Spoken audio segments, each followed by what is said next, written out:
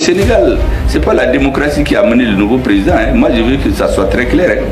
Dans son discours percutant comme d'habitude, le Premier ministre malien Choguel Maïga a fait des graves révélations par rapport à l'élection présidentielle du Sénégal. Il révèle haut et fort que ce n'est pas la démocratie qui a amené Bassirou Diomaye Faye au pouvoir. Et pourtant tous les médias félicitent la prétendue démocratie qui règne au Sénégal. Alors on peut se poser la question, qu'est-ce qui a donc favorisé l'ascension du nouveau président Bassirou Diomaye Faye au pouvoir, sachant qu'il n'y a pas eu de coup d'État? Avant de vous laisser suivre les déclarations du Premier ministre Choguel Maïga, j'aimerais d'abord vous inviter à vous abonner et à cliquer sur la cloche de notification pour ne pas rater mes prochaines vidéos. Sénégal, c'est pas la démocratie qui a amené le nouveau président. Moi, je veux que ça soit très clair. C'est le peuple sénégalais qui l'a imposé. Donc, je voudrais vraiment que ça soit clair pour tout le monde. Et récemment, j'ai vu des articles où les gens en sens, oui, voici l'exemple au Sénégal. D'ailleurs, ça montre qu'on peut tout faire sans faire de coup d'État. Mais c'est des histoires. Le Sénégal, c'est pas la démocratie qui a amené le nouveau président. Moi, je veux que ça soit très clair. C'est le peuple sénégalais qui l'a imposé. Est-ce que c'est la démocratie qui demande d'aller manipuler la justice pour prendre un opposant, le mettre en prison, dissoudre son parti? Ça, c'est pas la démocratie. Est-ce que c'est la démocratie qui fait qu'on tue des centaines de citoyens au nom de la démocratie?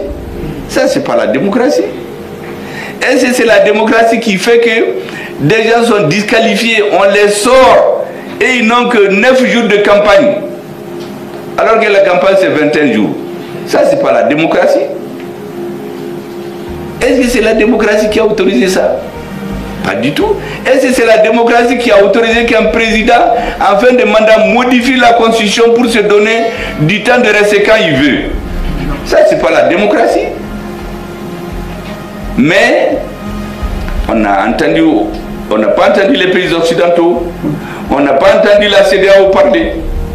La réalité, c'est que c'est le peuple sénégalais qui a décidé de s'imposer, exactement comme le peuple malien a décidé de s'imposer le 18 août.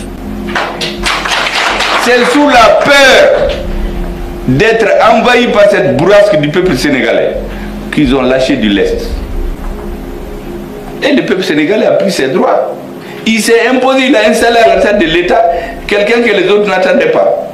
Maintenant, contre mauvaise fortune, ils font bon cœur.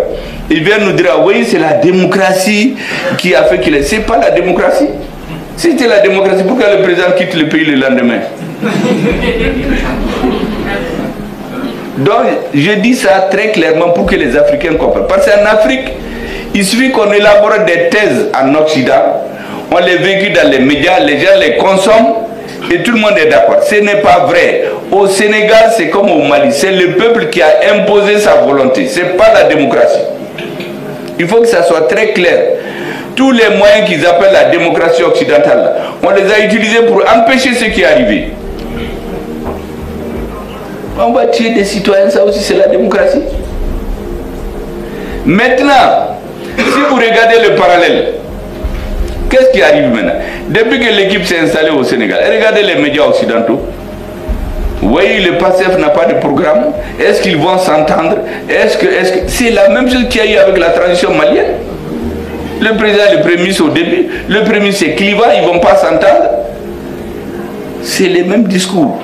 Et il y a des intellectuels qui travaillent ça parce qu'ils ont le même objectif. C'est de les faire échouer. Donc, on essaie de cultiver tout ce qui peut les opposer. Un jour, on a même dit que le ministre de la Défense a failli gifler le Premier ministre en réunion. Il y a tout. Mais ceux qui véhiculent ces choses-là, souvent c'est des alliés, souvent c'est des nouveaux alliés, c'est-à-dire des gens qui étaient avec eux, mais qui deviennent des alliés aujourd'hui. Souvent c'est les alliés en tout, mais c'est leur analyse. Peut-être même qu'ils ne se trompent pas. Qui se trompent. Mais il appartient à ceux qui dirigent d'avoir la tête froide et se dire qu'ils sont dans le même bateau. Sonko et Faye étaient dans la même pirogue, le peuple sénégalais les a pris, les a mis dans un bateau. Ce bateau-là, tous ceux qui viennent rentrer là-dedans doivent les aider à l'amener à bon port. Il y a des forces qui vont tout faire pour les faire échouer. Ceux qui ont perdu la voie allaient s'organiser à l'extérieur, à l'intérieur, avec le soutien des puissances dont les gens ont été mélangés par Dieu. Mais ce que je leur dis, il y a leur agenda, il y a l'agenda de Dieu. Dieu qui a fait que ces gens-là sont venus au pouvoir. Dieu fera qu'ils vont gagner. Tous ceux qui vont se mettre contre eux, là, ils vont échouer. C'est comme la transition malienne.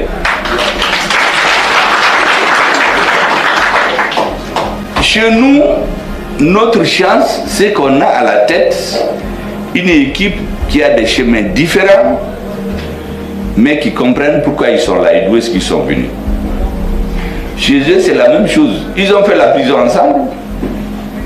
On les a sortis ensemble. Ils sont quoi? L'intelligence, ce qui est rare en Afrique, de proposer Bassirou Faye à sa place.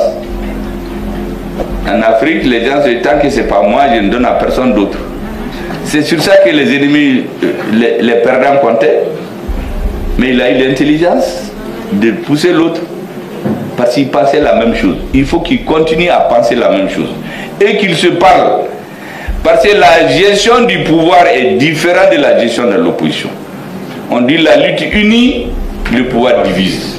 À travers ces déclarations, on comprend bel et bien que sans l'accompagnement du peuple, la démocratie en quelque sorte n'a pas de pouvoir.